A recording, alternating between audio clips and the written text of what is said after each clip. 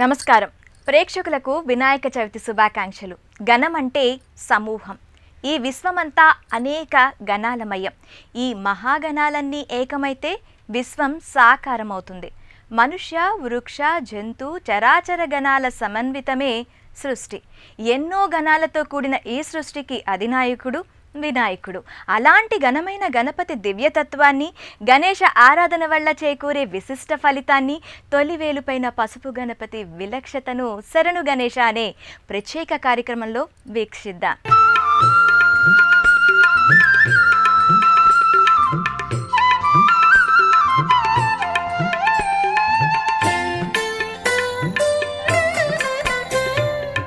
గణపతి అంటే రాశీభూతమైన సమిష్టి దేవతాశక్తికి అధిపతి. గణపతి ఆరాధనకు, గణేశుడి పట్ల అచంచలమైన భక్తి విశ్వాసాలకు హద్దుల్లేవు. ఆర్షధర్మానికి మూలస్థానం మహాగణపతి. అమ్మ చేతి పసుపు బొమ్మగా ఆవిష్కారమైన గణపతి అఖిలాండాన్ని శాసించే అనంత తేజోమూర్తి. విశ్వ సంవేద్యునిగా, లోకైక ఆరాధనీయుడిగా, విఘ్నాధిపుడిగా వినతులు ప్రణతులు అందుకుంటున్నాడు. గణపతి దివ్యతత్వం అనంతం, అవిరాళం.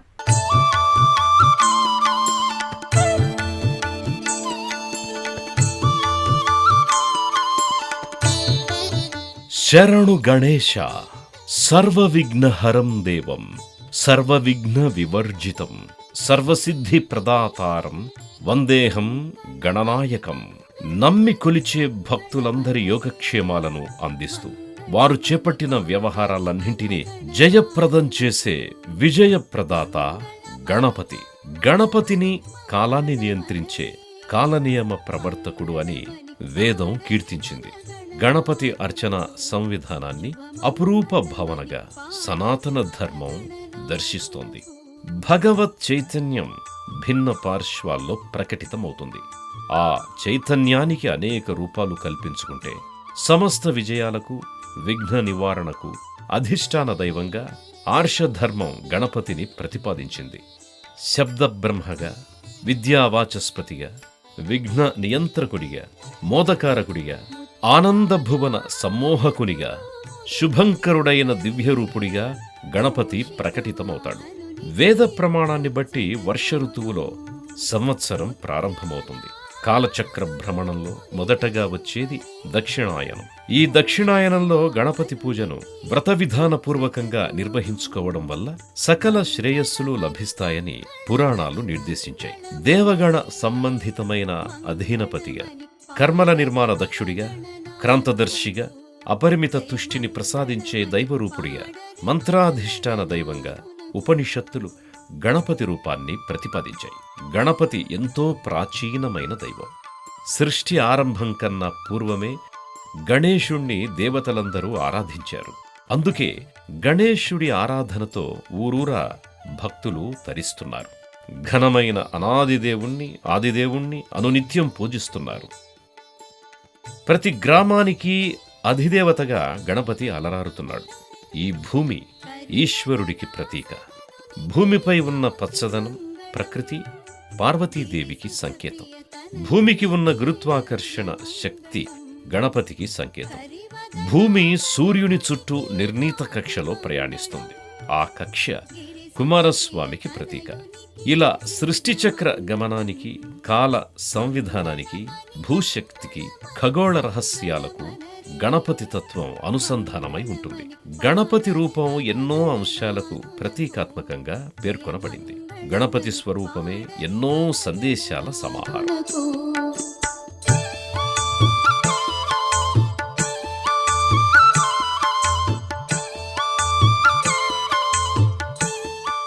గణపతి గురించి అనేక పురాణ గాథలు ప్రచారంలో ఉన్నాయి.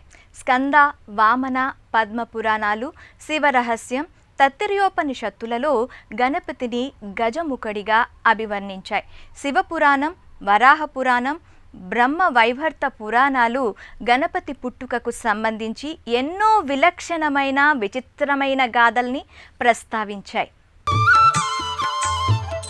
కృతయుగంలో గణపతి అదితి కశ్యపుల పుత్రుడిగా అవతరించాడు. త్రేతాయుగంలో మయూరేశుడిగా అవతరించాడు. బ్రహ్మకుమార్తెలైన సిద్ధి బుద్ధులను వివాహం చేసుకుని క్షేముడు లాభుడిని పుత్ర సంతానంగా పొందాడు. కలౌ చండీ వినాయక అనే సూత్రం ప్రకారం కలిదోషాలన్నీ నివారించే కల్మష నాశకుడు మహాగణపతిగా సాకారమయ్యాడు. లలితా త్రిపుర సుందరి చండాసురుడితో యుద్ధం చేస్తుంది. ఆ సందర్భంలో ఆమెకు అవరోధం కలిగించడానికి సర్వ విఘ్న యంత్రాన్ని అసురుడు రూపొందిస్తాడు. ఆ సందర్భంలో కామేశ్వరుడి రాక ఆమె చూడగా చూపులు కలిసిన ఆ శుభవేళ మహాగణేశుడు ఆవిర్భవించాడు. చండాసురుడు రూపొందించిన విఘ్నయంత్రాన్ని గణేశుడు ఛేదించాడు. కామేశ్వర ముఖాలోక కల్పిత శ్రీ గణేశ్వర అని లలితా సహస్రనామ స్తోత్రం ఈ విషయాన్ని ప్రస్తావించింది. ప్రధానంగా గణపతి సంకటాలను తొలగించే దైవం. సంకటాలను నివారించి సమ్మోదాలను అనుగ్రహిస్తాడు స్వామి. ప్రత్యేకించి సంకటహర గణపతి స్వరూపం కూడా పురాణాల్లో ఉంది. నారద వరాహ పురాణాల్లో సంకటనాశన గణేశుడి రూపాన్ని అభివర్ణించారు. ఒకప్పుడు భూలోకవాసులైన ఋషులు, మునులు, తపోసంపన్నులు అసుర కార్యకలాపాల వల్ల తమ యక్షయాగాదుల్లో ఆటంకాలను ఎదుర్కొన్నారు. దాంతో వారంతా కైలాసానికి వెళ్లి శివుడికి మొరపెట్టుకున్నారు. వారి ప్రార్థనల్ని ఆలకించిన పరమేశ్వరుడు గణపతిని సృష్టించి ఆయనకు సమస్త గణాలపై ఆధిపత్యాన్నిచ్చాడు. ఈ గణపతికే ప్రథమ పూజను వరంగా అనుగ్రహించాడు. గణపతి ఆవిర్భావానికి సంబంధించిన లోకప్రసిద్ధమైన గాథలు శివ స్కాంద పురాణాల నుంచి ఆవిష్కారమయ్యాయి. గౌరీదేవి నలుగు పిండితో బొమ్మను చేసి దానికి ప్రాణం పోయడం, ఆ బాలుడు శివుణ్ణి అడ్డగించడం, ఆగ్రహించిన మహేశుడు ఆ బాలుడి శిరస్సును ఛేదించడం, ఉత్తర దిక్కున శయనించి ఉన్న ఏనుగు తలను ఆ బాలుడికి అతికించడం, గణనాయకుడిగా గణపతిగా అతడికి పట్టాభిషేకం చేయడం వంటివి అందరికీ తెలిసిన గణపతి జన్మ వృత్తాంతంలోని ముఖ్య ఘట్టాలు. బ్రహ్మాండ పురాణం కూడా గణపతి ఆవిర్భావాన్ని, వైభవాన్ని విశేషంగా ప్రస్తావించింది.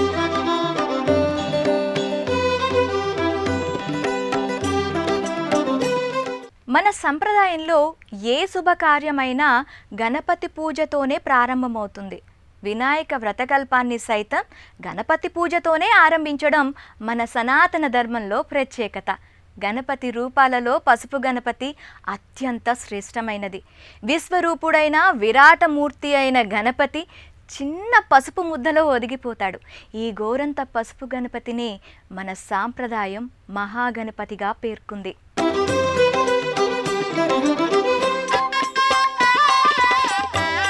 మహాంశ్చాసౌ గణపతి మహతాం గణనాంపతి అని గణపతి రూపాన్ని వేదాలు శ్లాఘించాయి. గొప్పదైన, విశేషమైన, ఘనమైన రూపంతో అలరారే దివ్యరూపుడు మహాగణపతి. గణాలకు అధిపతి అయిన గణపతికే ఆద్యుడు మహాగణపతి. ఆయన కంటే అధికులెవ్వరూ లేరు. ఆ నిర్గుణ పరబ్రహ్మ రూపాన్ని పసుపు ముద్దగా విఘ్నేశ్వరుడిగా మనం ఆచారరీత్యా ఆరాధిస్తాం. మహాదేవుడు సైతం త్రిపురాసుర సంహారంలో ముందుగా గణపతి అనుగ్రహాన్ని పొందే అసురవధను పూర్తి చేశాడు. శ్రీహరి వామనావతారం దాల్చినప్పుడు కూడా బలిని పాతాళానికి పంపడానికి ముందుగా గణపతిని ధ్యాన ఆవాహనలతో అర్చించి స్వామి అనుగ్రహం పొందాడు. బ్రహ్మకు సైతం సృష్టి ప్రారంభించిన వెంటనే అన్ని విఘ్నాలే ఎదురయ్యాయి. ఒక్క ప్రాణికి సరైన ఆకారం రావట్లేదు. ఎందరో విఘ్న దైత్యులు పీడించసాగారు. అప్పుడు అశరీరవాణి ఆదేశం మేరకు గణపతిని ధ్యానించి తన సృష్టి రచనలో బ్రహ్మ విజయాన్ని సాధించాడు. ఆదిశేషుడు భూభారాన్ని మోయలేక నిరంతర గణపతి స్మరణలో అలవోకగా భూమిని భరిస్తున్నాడు. మహిషాసుర సంహారానికి ముందు జగన్మాత గణపతిని ధ్యానించి విజయలాసిని అయ్యింది. మునిజనుల మానసిక జపానికి, వారి ఏకాగ్రతకు గణపతి శుభదీవనలే కారణం. త్రిమూర్తులైన, మహాశక్తి అయిన, ఎలాంటి వారలైనా గణపతి కరుణ లేకపోతే వారు వారి బాధ్యతల్ని నెరవేర్చలేరు. దేవతల ఏకత్వాన్ని పరబ్రహ్మ చైతన్యంలో మనం దర్శిస్తాం. అద్వైత స్థితికి భగవత్ రూపం సంకేతం. ఈ తత్వం ఏకం సత్ విప్రాహ్ బహుధా వదంతి అని వేదం కీర్తిస్తోంది. ఉన్నదంతా ఒక్కటే, మిగిలినదంతా మాయే. ఆ మాయకు సంకేతమే నిర్గుణోపాసన. అభీష్టప్రదాయక హరివీర భయంకర అరిష్టనాశక అభయ వినాయక అభీష్టప్రదాయక హరివీర భయంకర అరిష్టనాశక అభయ వినాయక మందగమన ఆనంద. యోగా శాస్త్రరీత్యా గణపతి స్వరూపానికి అనేక విశేషాలున్నాయి. మన శరీరంలో ఉండే 6 చక్రాలలో మూలాధార చక్రం ప్రధానమైనది. ఇది వెనుముక ప్రారంభంలో ఉంటుంది. ఈ మూలాధార చక్రానికి గణపతి అధిపతి. త్వం మూలాధార స్థితోసి నిత్యం అంటూ గణపతిని కీర్తిస్తాం.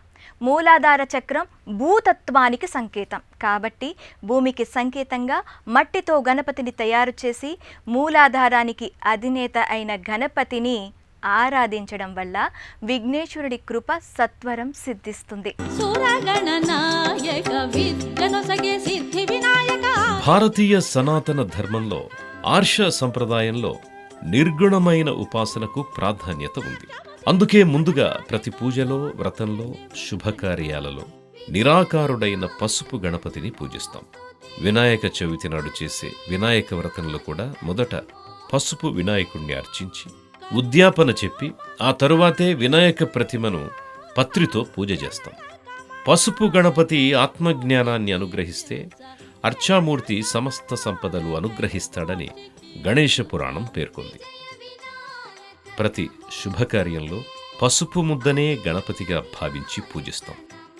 ఈ ముద్దకు ఎలాంటి అవయవాలు ఉండవు. ఏనుగు తల ఉండదు, పక్కన ఎలుక ఉండదు. అంతేకాదు, నైవేద్యంగా సరైన రూపమంటూ లేని బెల్లం ముక్కనే సమర్పిస్తాం. నిర్గుణారాధన లేకుండా సగుణారాధన చేసినా ఆశించిన ప్రయోజనం సిద్ధించదు. ఎంత ఖర్చు పెట్టి పెద్ద పెద్ద గణపతుల్ని ప్రతిష్ఠించినా హరిద్రా గణపతిని మహాగణపతిగా అర్చించాలి. ఈ పసుపు గణపతే అందరికీ మూలకారకుడు. శివకేశవులు, పార్వతి, ఇంద్రాది దేవతలు ఈ గణపతినే ముందుగా పూజించారు. మహాగణపతే ప్రధాన దైవం. ఆయన వల్లే వేదాలు వెలువడ్డాయి. అందుకే స్వామి వేద గణపతి అయ్యాడు. మనం పూజించే గణపతికి సైతం పూజనీయమైన గణపతే మహాగణపతి. ఆ మహాగణపతే పసుపు గణపతి.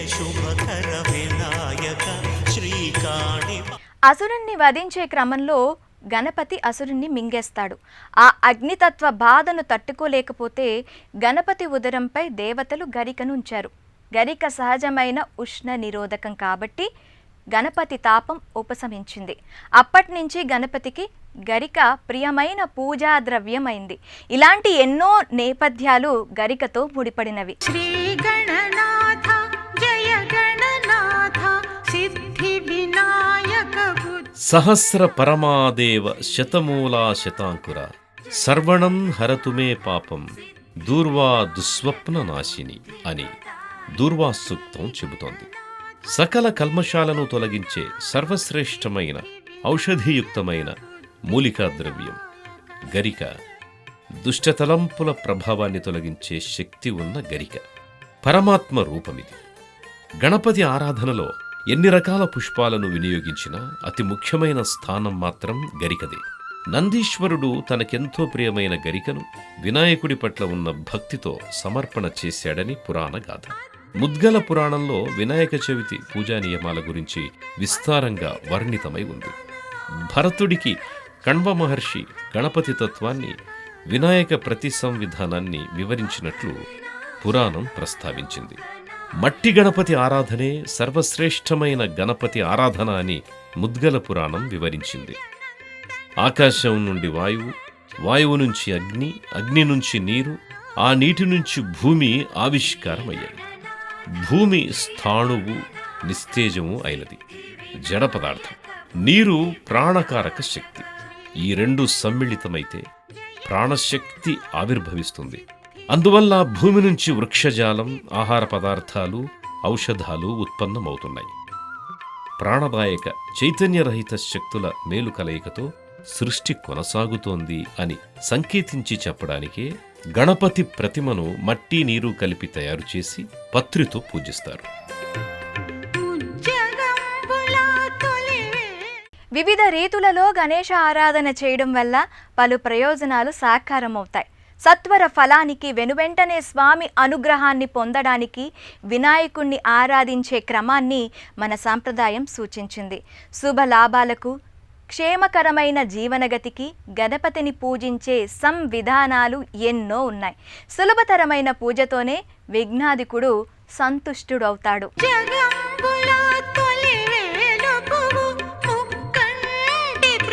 గరిక పూజ అంటే గణపతికి మహాప్రియం. 21 గరికలతో ఓం శ్రీ మహాగణాధిపతయే నమః మంత్రాన్ని పఠిస్తూ నవరాత్రుల్లో, అలాగే ప్రతి బుధవారం విద్యార్థులు గణపతిని పూజిస్తే విద్యాభివృద్ధి చేకూరుతుంది. గృహవాస్తు దోష నివారణకు గాను గణపతి పరంగా పాటించే ప్రక్రియలు ఉత్తమ ఫలితాలను అందిస్తాయి. గృహం లోపల నైరుతి మూల గణపతి చిత్రపటాన్ని ఈశాన్యం వైపు చూస్తున్న రీతిలో అమర్చడం వల్ల శుభ ఫలితాలు కలుగుతాయి. గృహ సింహద్వారంపై కనుదిష్టి గణపతి చిత్రపటం నెలకొల్పడం వల్ల గృహంపై దృష్టి దోషం తొలగిపోతుంది. ఇంట్లోకి ప్రవేశించగానే అభిముఖంలో గణపతి చిత్రపటం లేదా ప్రతిమను నెలకొల్పడం ద్వారా ఆ గృహంలో స్థిరమైన ఆదాయం, కుటుంబపరంగా ప్రశాంత పరిస్థితులు ఉంటాయి. పూజా మందిరంలో లక్ష్మీదేవి విగ్రహానికి ఎడమవైపు గణపతి ప్రతిమను బియ్యం పాత్రలో కానీ, నాణ్యాలు ఉంచిన పాత్రలో కానీ నెలకొల్పడం వల్ల ఆ ఇంట్లో ధనానికి లోటు ఉండదు. ఈ లక్ష్మీ గణపతుల సకృతులే లక్ష్మీ గణపతి స్వరూపంగా ఆరాధిస్తారు. గణపతిని ప్రతి బుధవారం రావి ఆకులతో పూజించడం వల్ల కార్యాల్లో విజయం దక్కుతుంది. శ్వేతార్క గణపతి విగ్రహాన్ని పూజామందిరంలో ఉంచడం వల్ల గృహంలో అనారోగ్యకర పరిస్థితులు తొలగిపోతాయి. గణపతికి గన్నేరు పూలతో ప్రతినిత్యం పూజించడం వల్ల కుటుంబ సభ్యుల మధ్య అవగాహన, సామరస్యం పెంపొందించబడతాయి. వినాయకుడంటే అందరికీ ప్రియమైన దైవం. అసలు మనం గణపతిని ఒక్కసారైనా తలుచుకొని రోజు ఉండదు. వినాయక చవితి రోజున స్వామి ఆరాధన వల్ల మనకెంతో ఆత్మస్థైర్యం కలుగుతుంది. మనం చేపట్టే వ్యవహారాలలో తప్పక ఘన విజయం సాధిస్తామనే ఆత్మవిశ్వాసం కలుగుతుంది. ఆ మనోబలమే ఊతంగా గణేశ కృపతో జీవన గమనంలో మనం అభ్యున్నతి సాధిస్తాం.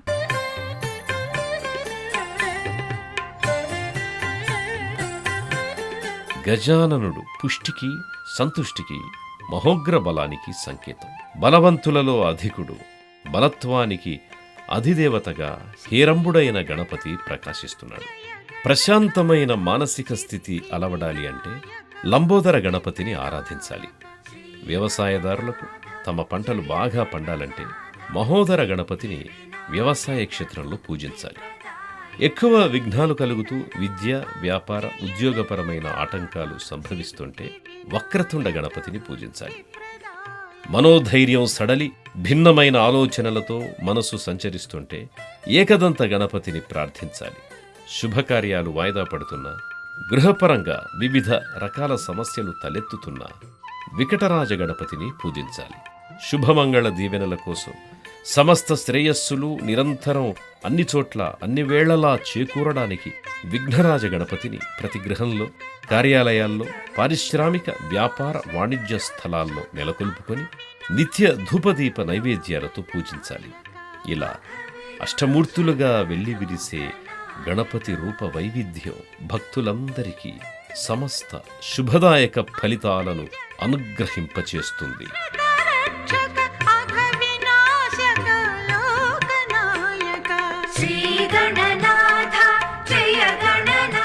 గణేశుడు సమస్త దేవతల సమిష్టి రూపం. గణేశుణ్ణి ఆశ్రయించి సకల దేవతలు నెలకొని ఉంటారు. తన రూప, గణ, అవతార విశేషణల ద్వారా విఘ్నేశ్వరుడు తన మూర్తిమత్వాన్ని చాటుకుంటాడు. గణేశుడి బాహ్య రూపం ఎంత విలక్షణమైనదో ఆయన తత్వంలోని ఆంతర్యాలు, అంతరార్థాలు అంత విశిష్టమైనవి. శరణు గణేశ అంటూ స్వామిని సభక్తికంగా ప్రార్థిద్దాం. వినాయక చవితి శుభాకాంక్షలతో నమస్కారం.